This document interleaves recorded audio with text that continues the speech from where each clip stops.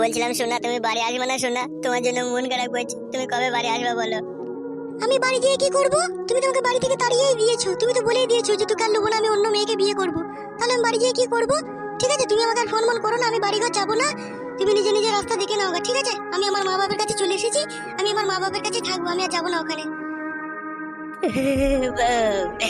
বউ রে, আমার কথা বলি না বউ, তোকে ছাড়া আমি বাঁচতে পারবো না সোনা বউ। তোকে আমি কত ভালোবাসি, তুই বাড়ি চলে আয়।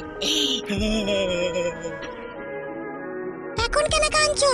যখন বাড়ি থেকে মেরে তাড়িয়ে দেওয়ার সময় তোমার মনে ছিল না? তুমি এখন কাঁদছো বইয়ের জন্য?